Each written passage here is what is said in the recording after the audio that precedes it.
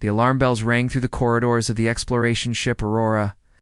Captain Jake Morrison rushed to the bridge, his boots echoing against the metal floor. The red lights flashed overhead as his crew worked at their stations with focused intensity. "What do we have, Amy?" Jake asked his science officer, Lieutenant Amy Brooks. She was bent over her scanner, her face lit by the blue glow of the display. "It's a distress signal, Captain, coming from the third planet in this system. The message is in Crethany language." Amy looked up with concern in her eyes. "They're asking for immediate help." Jake felt his stomach tighten. Everyone in the galaxy knew about the Crethany. They were the strongest warriors in known space. Their home world was a place of fire and poison that would kill most species in minutes. The Crethany themselves were 7 feet tall, with armor-like skin that could stop laser blasts. Their claws could cut through steel like paper. "Crethany asking for help?" Jake said slowly. "That's never happened before." Amy nodded and played the message again. The voice was deep and rough, speaking in the harsh Crethany tongue, the universal. Translator converted it to English. "This is Commander Vetchfar of the Crethany Third Hunt. Our ship has crashed. We have wounded. Request immediate extraction before we are discovered by the local population." "Local population?" Jake frowned. "Run a scan on that planet." "What's down there?" Amy's fingers moved quickly over her controls. The main screen showed a rocky world with brown and green patches. Gravity is 1.2 times Earth normal. Atmosphere has oxygen, but also sulfur compounds. Seismic activity shows frequent earthquakes. And Captain, ... double quotes. She paused. "There are settlements. Human settlements." Jake stared at the screen. Humans. On a world like that? The records show this is Colony World NH-47. It's also called New Haven. It was settled about 30 years ago by Earth. Colonists. Population is around 50,000. Amy looked puzzled. "But Captain, how did they survive on such a harsh world?"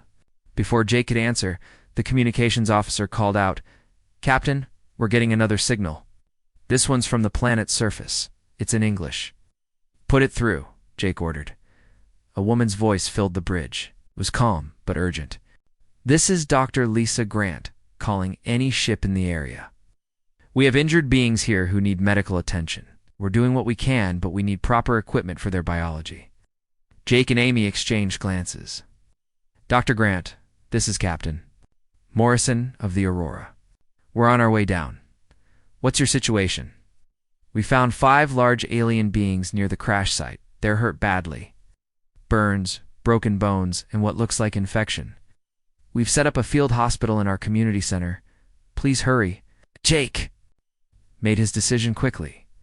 "Amy, you're with me. Get your medical kit and xenobiology equipment. We're going down there." 20 minutes later, their shuttle touched down in a clearing near the human settlement. Jake stepped out first, followed by Amy and 2 security officers. The air was thick and had a slight smell of sulfur. The ground shook slightly under their feet. "Earthquake," Amy said, checking her scanner. "Small one." The locals must be used to this. They walked toward the settlement. The buildings were low and sturdy, built from local stone and metal. Gardens grew between the houses, somehow thriving despite the harsh conditions. Children played in the streets, their laughter mixing with the distant rumble of underground activity. Dr. Lisa Grant met them at the community center. She was a small woman with gray hair and kind eyes. Her clothes were stained with what Jake assumed was alien blood. "Thank you for coming so quickly," she said, shaking Jake's hand. "I'm not sure how much longer we can keep them stable." "I have to ask," Jake said carefully. "Aren't you afraid of them? The Crethany are known to be extremely dangerous." Lisa looked surprised. "Dangerous?" "When someone is hurt, you help them. That's what we do here." She led them inside the community center. The large room had been converted into a medical facility. 5 massive forms lay on extended tables.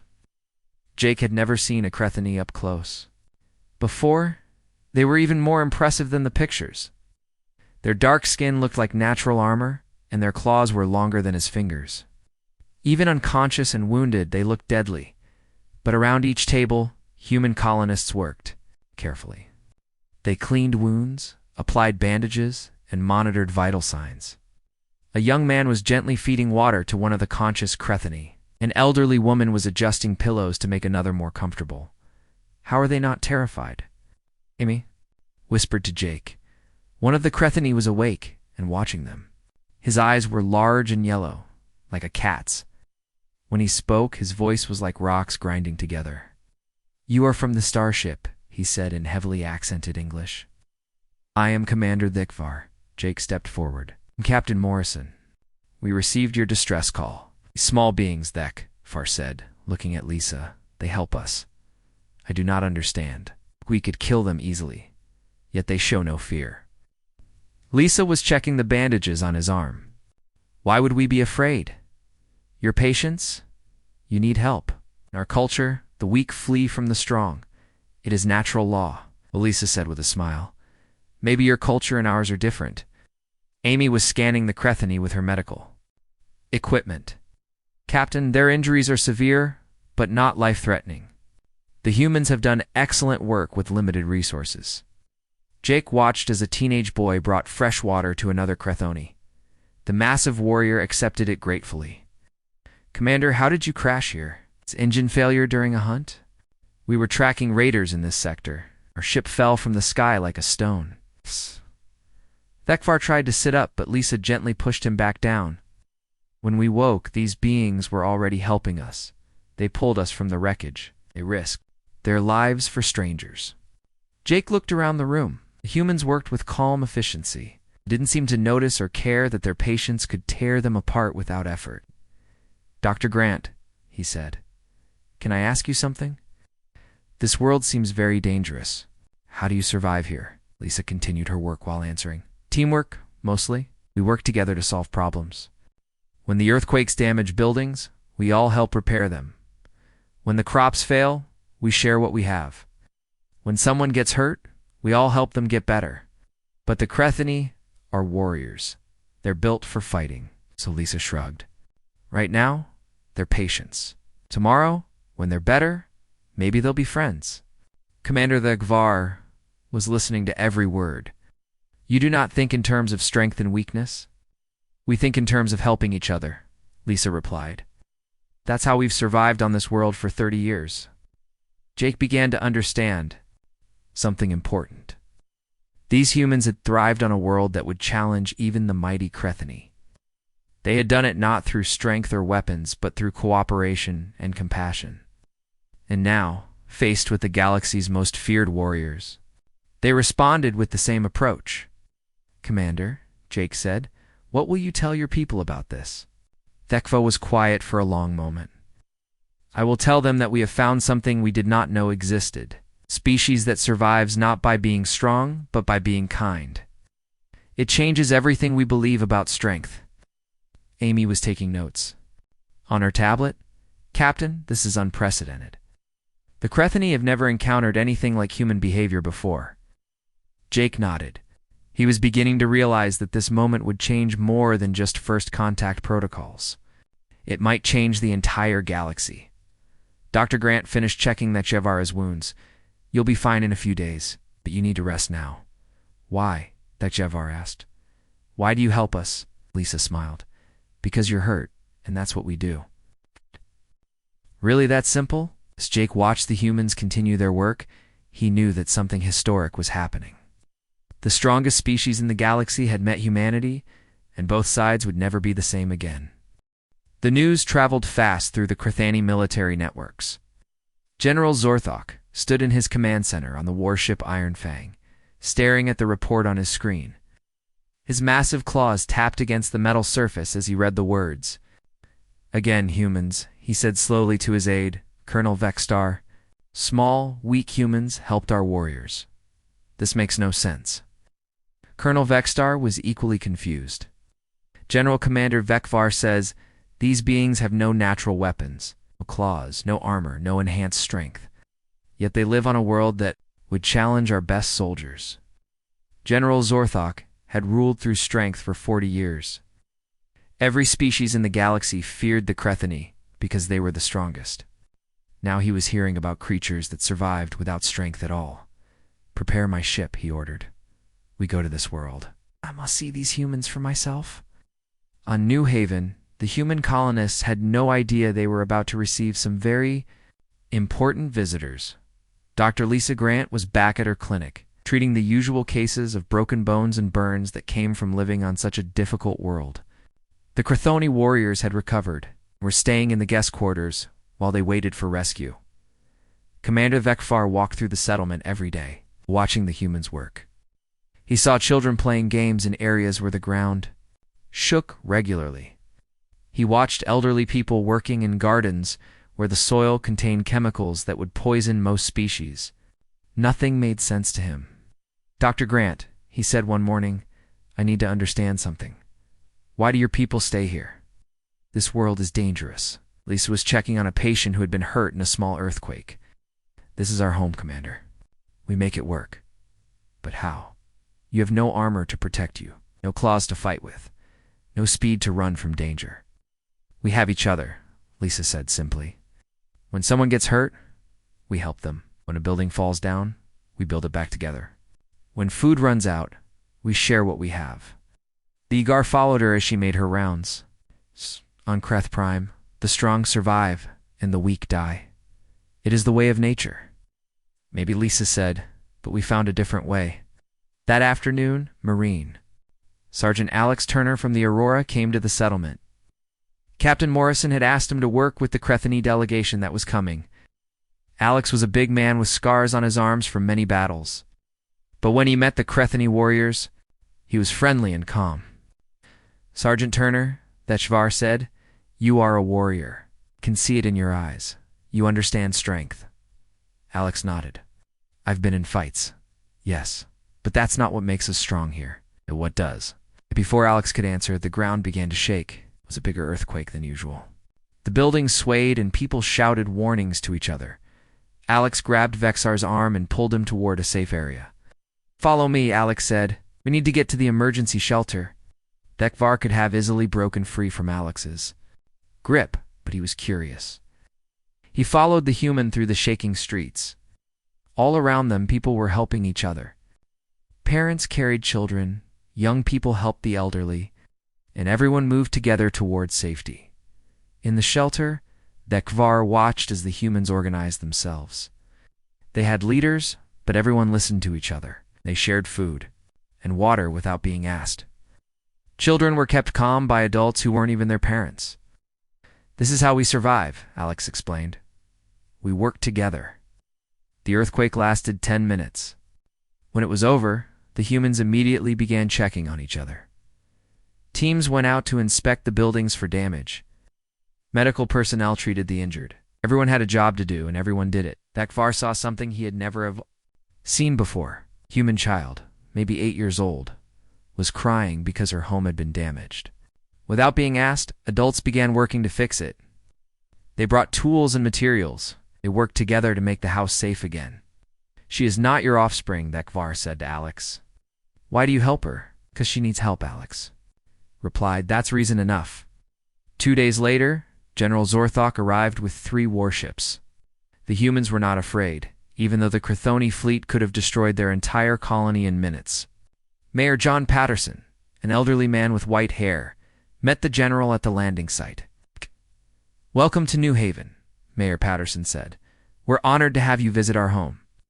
General Zorthok was 7.5 feet tall, covered in natural armor, with claws that could slice through metal. Mayor Patterson was maybe 5 feet 6 inches tall with no weapons at all. Yet the human showed no fear. "You are not afraid of me?" the general asked. "Should I be? You're a guest here?" General Zorthok looked around the settlement. "This world is harsh. How do you survive?" "Come," Mayor Patterson said. "Let me show you." They walked through the colony together. The general saw the same things that had confused the Ivar. Humans working together, helping each other, sharing resources. But Mayor Patterson explained each thing they saw. "That's our water treatment plant," he said, pointing to a building. "It filters the sulfur compounds from the local water. We built it together using designs from our engineers and labor from everyone in the colony." "Together?" General Zorthok asked. Of course, no one person could build something like that alone. They visited the medical center, where Dr. Lisa Grant was training some of the younger colonists. Teach everyone basic medical skills, she explained. In emergencies, we all need to help each other. General Zorthok watched a teenager practicing how to bandage wounds. In our culture, only the strongest become healers. Here, everyone learns to heal, Lisa said. A colony needs healthy people, so we all work to keep everyone healthy. The general was shown the farms where humans grew food in soil that was naturally poisonous. They had learned to clean the soil, plant crops that could survive, and share. The harvest with everyone. You do not compete for food? He asked. We cooperate for food, Mayor Patterson replied. Competition would mean some people starve. Cooperation means everyone eats. That evening, the general attended a community dinner. Humans and Crethany sat together, sharing food and stories. The general watched as children played games that included both species. He saw adults discussing plans for new buildings and improvements. To the colony, Genera said, Commander. Dekfar, do you see what I saw? They are weak individually, but together they are strong. General Zorthok was quiet for a long time. This changes everything we know about strength, he said finally. Dr. Ben Collins, the colony's geologist, sat down with them. General Wood. You like to see how we mine materials here? Your mining operations? Yes. We have to extract metals and minerals from very unstable ground. It's dangerous work. The next morning, Dr. Collins took the general to a mining site. The Crethany expected to see humans using brute force to break through rock. Instead, they saw careful planning and teamwork. We study the rock formations first, Dr. Collins explained. We find the weak points and use minimal force to extract what we need. Too much force would cause cave-ins. Awas. The general watched as teams of humans worked together. They used tools and techniques that required skill, not strength. Arose, they solved them together. On Creth Prime, we would simply smash through the rock, the general said. That would kill people here, Dr. Collins replied. So we found a better way. That afternoon, an emergency alarm sounded. A mining tunnel had collapsed, trapping several workers inside. The general expected the humans to panic or give up. Instead, they immediately organized a rescue operation. Alex Turner led the rescue team. He didn't try to dig through the collapsed tunnel with strength. Instead, he studied the situation, made a plan, and worked with others to execute it safely. Need to stabilize the remaining structure first? Alex explained to his team. Then we can create a safe passage to reach the trapped workers. It took 6 hours, but they saved everyone. The general watched as the humans worked together, using intelligence and cooperation instead of force. No one tried to be a hero. Everyone contributed to the solution. We're people, the general said to Mayor Patterson. They are not strong like us, but they achieve what we could not. Strength isn't just about muscles and claws, the mayor replied. Sometimes it's about hearts and minds working together. General Zorthok returned to his ship that night with his entire understanding of strength changed. He had seen the most powerful force in the galaxy, not the ability to destroy, but the ability to build and protect through cooperation. Send a message to the High Council, he told his aide. We have found something that will change our entire civilization. The Crethoni Council of Elders had never held an emergency meeting like this one. Elder Kethmara, the oldest and wisest of their people, sat in the great stone chamber on Creth Prime. The walls were covered with carvings that told the story of Crethany victories in battle. But today they were discussing something that had never happened before. General Zorthok, Elder Kethmara said, her voice echoing in the chamber. Your report is difficult to believe. You say these humans are weak, yet they survive on a world. That would challenge our best warriors? General Zorthok stood before the council. Elder, I have seen it with my own eyes. They have no claws, no armor, no enhanced strength. But they work together in ways we never imagined possible. Elder Kethmara looked at the other council members. For 3,000 years, we have believed that strength comes from individual power. Are you telling us we were wrong? I am telling you that strength can come from many places, the general replied. These humans showed me that cooperation can be more powerful than any weapon. The council talked for hours. Finally, Elder, Kethmara made a decision that would change Crethany history. We will send our young warriors to learn from these humans, and we will invite their people to come here and teach us their ways. 3 weeks later, Dr. Rachel Stone stepped off the transport ship onto Creth Prime. She was an anthropologist.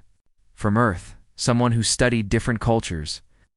The Crethany had specifically requested her to come and study their society. The world was like nothing she had ever seen. The ground was black volcanic rock, and steam rose from cracks in the surface. The air was thick and hot, with a smell like burning metal. In the distance, she could see active volcanoes shooting fire into the red sky. "Dr. Stone," said Commander Thekvar, who had come to meet her, "welcome to our world. I hope you can survive here." Rachel smiled and adjusted her breathing mask. "I've studied your environmental reports. It's challenging, but I think I can manage." Thekvar was impressed. Most species would be terrified to even land on Creth Prime, but this small human woman seemed calm and ready to work. "Come," he said, "let me show you our city." That Crethony city was built from black stone and metal. The buildings were tall and strong, designed to withstand earthquakes and volcanic eruptions. Everything was made for beings who were 7 feet tall with incredible strength. "Your architecture is impressive," Rachel said, taking notes on her tablet. "But I noticed something interesting. All your buildings are designed for individuals. There are no communal spaces, no areas for groups to gather and work together." "Why would we need such things?" Thekvar asked. "On human worlds, we have places where people come together. Community centers, parks, meeting halls, they're important for social bonding." Thekvar looked around his city with new eyes. "We have training grounds where warriors practice combat. Is that the same thing? Similar, but different?" "Your training grounds are for competition. Our community spaces are for cooperation." Rachel spent the next week studying Crethany society. She learned that their entire culture was built around individual strength and dominance. Young Crethany proved themselves by fighting. Adults competed for resources and status. Even their families were organized around who was strongest. "Fascinating," she told Thekvar one evening. "Your people have created a society where everyone tries to be the best individually. But humans created a society where everyone tries to help the group succeed." "Which way is better?" Thekvar asked. "Both ways work," Rachel replied. "But I think there might be benefits to combining them." Meanwhile, on New Haven, young Crethony warriors were learning about human society. Sub-Commander Veltar was one. Of them, he was smaller than most Crethany, which had made him an outcast in his own culture. But the humans treated him with the same respect they showed everyone else. "Veltar," said Tony Martinez, a human engineer, "would you like to help us build a new water treatment plant?" "I am not trained in construction," Veltar said. Either. "Was I when I first came here?" Tony replied. "We'll learn together." This was a new concept for Veltar. In Crethany society, you were either skilled or you were not. There was no middle ground, no learning together. But the humans seemed to expect that people would learn new things throughout their lives. The construction project took 3 months. Veltar worked alongside humans of all ages and skill levels. He learned that the humans valued effort and improvement, as much as they valued success. "You're getting much better at this," said Helen Rogers, a human medic who was also helping with construction. "I remember when you first tried to use a welding torch." Veltar looked at the metal beam he had just finished welding. It was not perfect, but it was much better than his first attempts. "In my culture, I would be considered a failure if I could not do this perfectly the first time." "That's a waste of potential," Helen said. "Everyone starts somewhere. The important thing is to keep improving." One day, a real emergency tested both humans and Crethany. A landslide had trapped several colonists in a cave system. The entrance was blocked by tons of rock and dirt. In the old days, the Crethony would have used brute force to blast through the debris. But they had learned to think differently. "We need to be careful," said Alex Turner, who was leading the rescue operation. "If we use too much force, we could cause more cave-ins and hurt the people we're trying to save." Veltar volunteered to help. His smaller size meant he could fit through spaces that larger beings could not. But more importantly, he had learned to think like the humans did. We could create a support structure here, he suggested, pointing to a section of the cave wall. Then we can safely remove rocks from this area without causing a collapse. The rescue took 12 hours. It worked in teams with humans and Crethani supporting each other. When they finally reached the trapped colonists, everyone was alive and safe. Deltar, said Dr. Lisa Grant, who was treating the rescued people, your idea saved lives today. Oh. You've learned to think like a human. I think Veltar said, I have learned to think like both species together. Back on Creth Prime, Rachel was working with Elder Kethmara to understand how Crethani's society could change. The Elder was thousands of years old and had seen many changes in her lifetime. But this was the biggest change of all. Dr. Stone, the Elder said, our young warriors on your world are sending reports. They say that cooperation makes them stronger, not weaker. Rachel nodded. It's hard to believe at first. But when people work together, they can accomplish things that no individual could do alone. But what about competition? What about proving who is strongest? Competition can still exist, Rachel explained. But it can be competition to see who contributes most to the group. Competition to see who can help others the most. Competition to see who can solve problems best. Elder Kethmara was quiet for a long time. You are suggesting that we change everything about our culture. I'm suggesting that you add new ideas to your culture. Keep the parts that work, like your courage and determination, but add cooperation and mutual support. The breakthrough came when Rachel suggested a joint project. The Crethani had always wanted to build a city on one of their moons. But the moon was even more dangerous than Creth Prime, with extreme temperatures and no atmosphere. What if we built it together? Rachel suggested. Crethani's strength and endurance, combined with human cooperation and problem-solving? Elder Kethmara approved the project. Teams of humans and Crethani worked together to design the Moon City. The humans contributed ideas about life support systems and community spaces.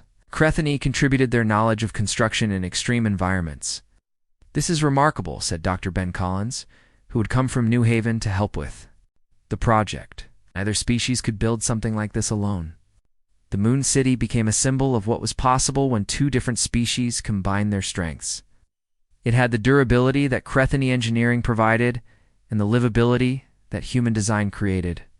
Veltar, who had returned from New Haven, was put in charge of training other young Crethani in the new cooperative methods. He found that many of his people were eager to learn.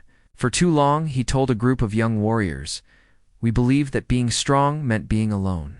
But the humans showed us that being strong means being connected to others. The changes were not easy. Many older Crethani struggled to accept the new ideas.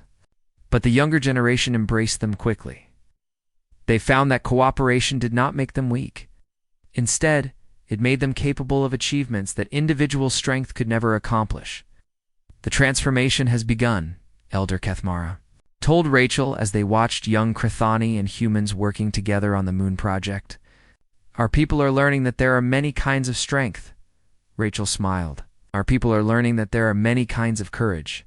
This is just the beginning. The cultural exchange was working. Both species were changing, growing, and becoming something new. The strongest warriors in the galaxy were discovering that true strength came not from standing alone, but from standing together. The news spread through the galaxy like wildfire. The Crethani, the most feared warriors in known space, had formed an alliance with humans. Species that had never spoken to each other before were suddenly very interested in what was happening. Ambassador Carol Hughes stood in the Great Hall of the Galactic Council on the planet Nexus Prime. She was the first human to ever address the council. Around her sat representatives from dozens of different species, all watching her with curious eyes. Honored members of the Galactic Council, Carol began, her voice steady and clear. Humanity requests membership in this assembly. We come not as conquerors, but as partners. The hall erupted in whispers and clicks and sounds that the translation devices struggled to convert. Most species had never heard of humans before the Crethoni alliance. Now they wanted to know everything about these strange beings who had somehow changed the galaxy's most powerful warriors. Supreme Chancellor Vextal of the Ethereal Collective stood up. His species had been the main rivals of the Crethani for centuries. "Ambassador Hughes," he said, his voice like wind through crystals, "your species claims to be peaceful, yet you have turned our greatest enemies into your allies. How do we know you are not simply better at war than they are?" Carol smiled. "Supreme Chancellor, we did not defeat the Crethane in battle. We helped them when they were injured. We showed them that strength can come from cooperation, not just from conflict." "Words," said Senator Krexmall of the Thorian Republic, his rocky face showing doubt. "Any species can claim to be peaceful. What proof do you offer?" Before Carol could answer, the great doors of the hall opened. Subcommander Veltar of the Crethani walked in, followed by a group of both humans and Crethani. But these were not the same Crethani that the council was used to seeing. "Honored Council," Veltar said, his voice respectful instead of threatening, "I speak for the new generation of Crethani warriors. We have learned that true strength comes not from the ability to destroy, but from the ability to build and protect." Supreme Chancellor Vextal stared at the young Crethoni. "You speak of cooperation with these humans, but what have you actually accomplished together?" Marcus Wells, a human engineer, stepped forward. "We have built the first truly multi-species colony on Kepler 44 to be a world so dangerous that no single species could survive there alone." The council members looked at each other in surprise. Kepler 442b was known as the Deathworld of Deathworlds. Its gravity was 3 times Earth normal. Its atmosphere was poisonous to most species. Its weather patterns were so violent that they could kill anyone caught outside during a storm. "That is impossible," said Chancellor Vexel. "Crethani could not survive on such a world." "You are correct," Veltar said. "We tried to establish a colony there 50 years ago. All our warriors died within a month. But working together with humans, we have created a thriving settlement." Carol activated a holographic display that showed the colony. The images were incredible. Humans and Crethani worked side by side in environments that should have killed them both. Buildings were designed to withstand the extreme conditions while providing comfortable living spaces for both species. "How?" asked Senator Craigs. Mole Marcus answered. "Crethani's strength and endurance, combined with human problem-solving and cooperation.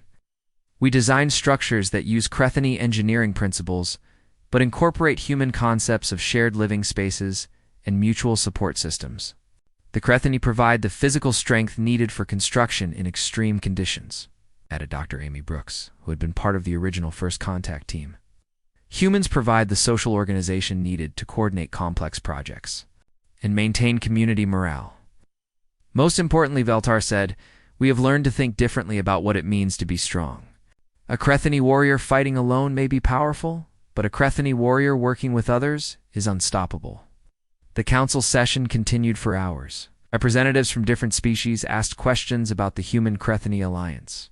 Some were suspicious, others were curious, and a few were clearly interested in forming their own partnerships. "Ambassador Hughes," said Councillor Zephyra of the Aquatic Federation, "your species speaks of cooperation. But how do we know you? We'll not try to change our cultures like you changed the Crethani." "We did not change Crethani culture," Carol replied. "We shared our culture with them, and they shared theirs with us. Both species became stronger as a result." "The humans respect our traditions," Veltar added. "They did not tell us to abandon our warrior ways. They showed us how to be better warriors by working together." The debate went on for 3 days.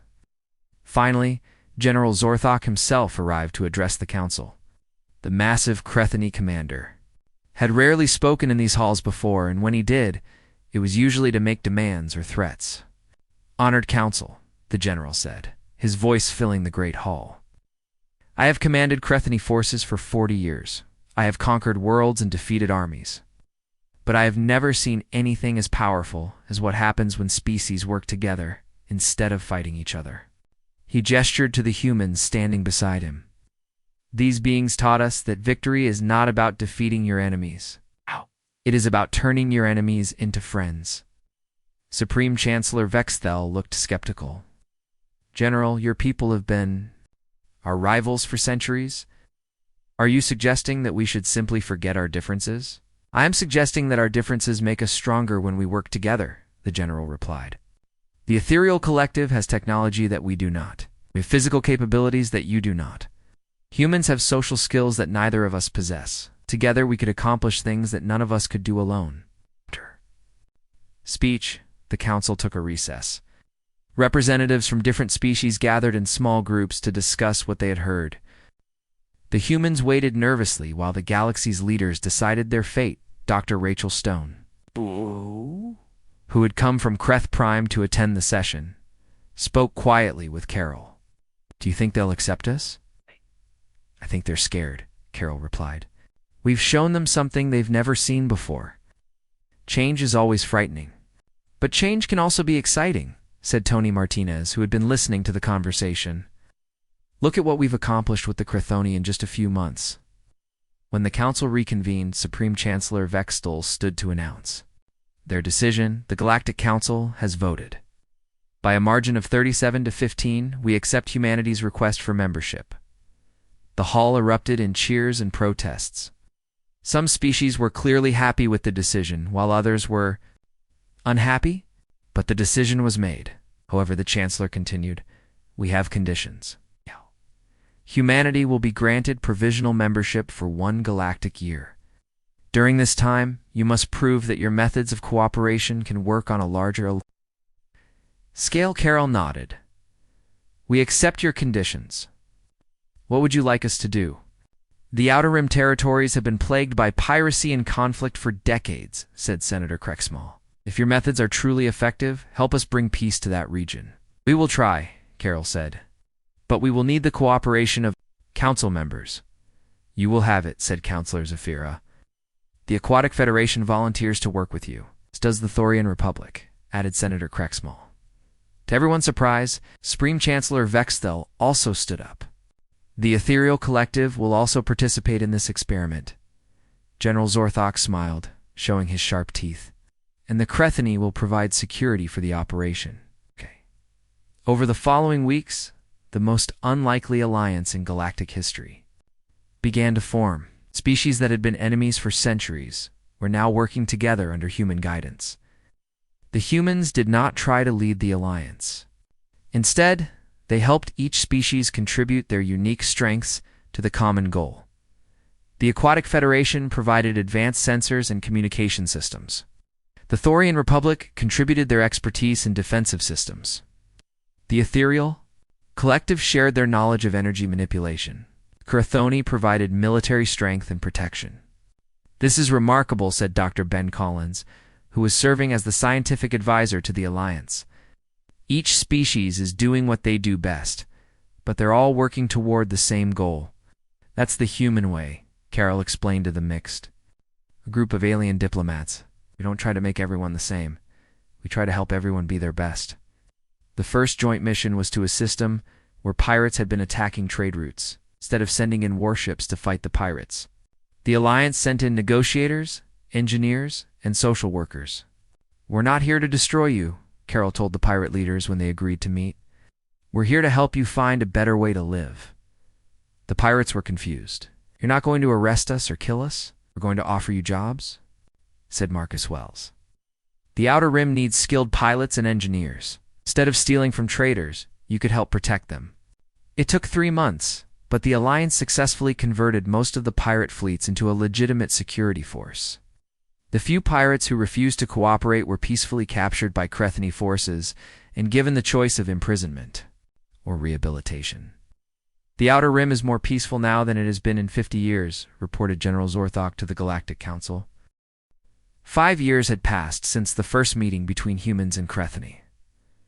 The galaxy looked completely different now. Admiral Jake Morrison, formerly captain of the Aurora, stood on the observation deck of the Joint Command Station orbiting New Haven. Through the transparent walls, he could see ships from dozens of species working together in perfect harmony. Hard to believe it's only been 5 years, said Dr. Lisa Grant, who had joined him to watch the daily operations. She was now the director of the Galactic Medical Exchange, a program that shared medical knowledge between all species.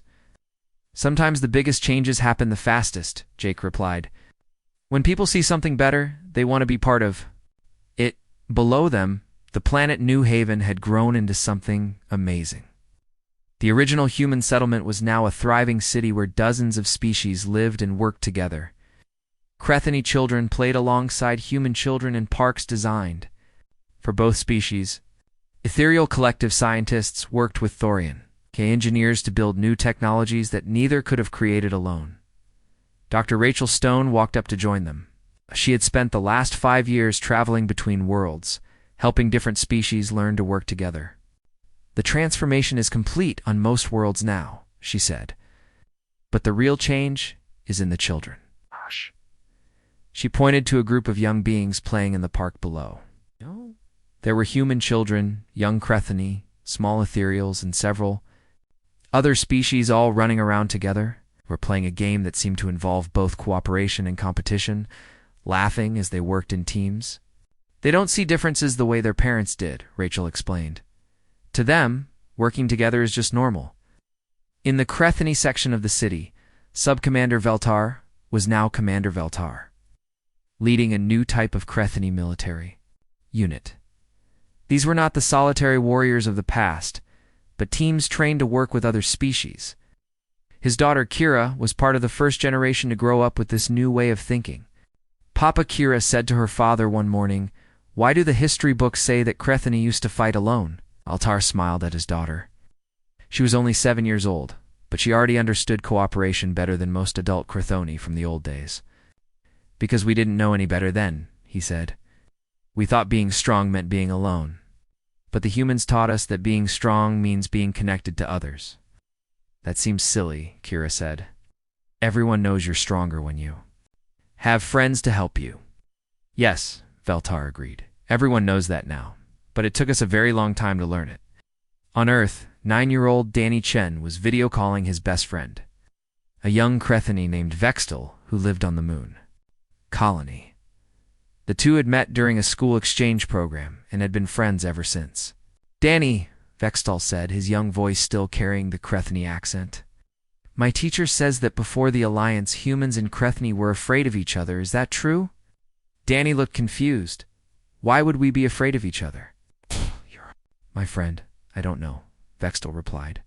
"The old stories don't make sense to me either. This was the new reality. Children of different species couldn't understand why their parents had ever been enemies. To them, diversity was strength, and cooperation was the natural way to solve problems. The medical advances had been remarkable. Dr. Lisa Grant worked with Crethany healers, ethereal energy specialists, and Thorian biotechnicians to develop treatments that no single species could have created. Diseases that had plagued the galaxy for centuries were now being cured through collaborative research. The breakthrough came when we realized that each species had different strengths. Lisa explained to a group of young doctors from various worlds, Crethany have incredible healing abilities, ethereals understand energy patterns in living beings, Thorians can analyze biological systems, and humans are good at bringing all these approaches together. The joint research station on Kepler 44 to be had become a symbol of what cooperation could achieve. The Deathworld that had killed every previous colony attempt was now home to the most advanced research facility in the galaxy. Scientists from every species worked together in environments that would have been impossible for any one group to survive. "We're not just surviving here," said Dr. Ben Collins, who was now the director of the facility. "We're thriving.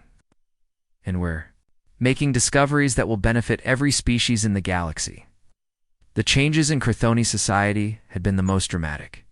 General Zorthok, now approaching retirement, had overseen the complete transformation of the Crethony military. The old system of individual warriors competing with each other had been replaced by integrated teams that included multiple species. Human doctrine changed everything. The general explained to a group of young officers. "We learned that the greatest victories come not from defeating enemies, but from making allies." The new Crethoni military was actually more effective than the old one. Instead of relying on brute force, they used strategy, technology, and cooperation. They had become peacekeepers rather than conquerors. protecting trade routes, and helping settle disputes between species. "Sir," asked one of the young officers, "do you ever miss the old ways?" General Zorthok thought for a moment. "I miss the simplicity of the old ways. It was easy to understand who was strong and who was weak, but I don't miss the loneliness. Working with others, having true allies instead of just subjects, that's much better." The Galactic Council had been completely transformed. The old system of threats and dominance had been replaced by something that actually worked. Ambassador Carol Hughes, now the human representative to the Council, had helped establish the human doctrine as the official policy of the galaxy. The human doctrine is simple, Carol explained to new council members. When faced with a problem, we ask 3 questions. How can we solve this together? How can we help everyone involved? How can we prevent this problem from happening again? The results spoke for themselves. Galactic conflicts had decreased by 90%. Trade between species had increased dramatically. New technologies were being developed faster than ever before. Most importantly, the quality of life for beings throughout the galaxy had improved significantly. Supreme. Chancellor Vextel of the Ethereal Collective had become one of the strongest supporters of the new system. I was skeptical at first. He admitted to Carol during a private meeting. The Ethereal Collective had been rivals with the Crethini for so long that I couldn't imagine working with them. But cooperation has made us all stronger. The economic benefits had been enormous. When species worked together instead of competing, they could accomplish things that seemed impossible. The joint terraforming project on Proxima Centauri had created a new world suitable for multiple species in half the time it would have taken any one group working alone. Economics is simple, explained Marcus Wells, who had become the director of interspecies engineering projects. When you spend your resources on cooperation instead of competition, everyone gets more value for their investment. The most remarkable change was in how conflicts were resolved. The old system of wars and domination had been replaced by mediation and problem-solving. When disputes arose, teams of mediators from different species would work together to find solutions that helped everyone involved. We had a disagreement between the Thorian Republic and the Aquatic Federation about mining rights on a water world, explained mediator Helen Rogers.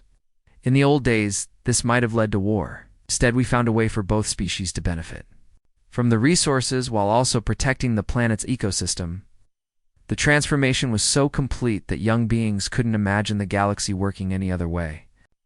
At the New Haven Academy, students from dozens of species learned together, played together, and solved problems together.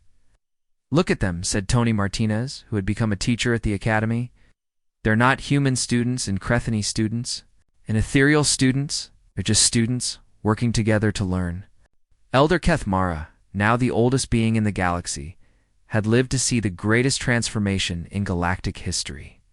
In her final address to the Crethini people, she reflected on what had happened. "We thought we were strong because we could break anything," she said, her ancient voice carrying wisdom earned over millennia. "The humans showed us that real strength comes from the ability to heal, to build, and to hope. In teaching us this, they didn't make us weaker. They made us truly mighty for the first time." The galaxy had been forever changed by the meeting between humanity and the Crethini, but the story was far from over. New challenges would come, new species would be discovered, and new problems would need to be solved. The difference was that now the galaxy faced these challenges together. Admiral Jake Morrison stood on his observation deck, watching ships from dozens of species working in perfect harmony. Children of different species played together below, their laughter carrying across the cosmos. The strongest Deathworld species had indeed met humanity and been transformed forever, but humanity had been transformed too.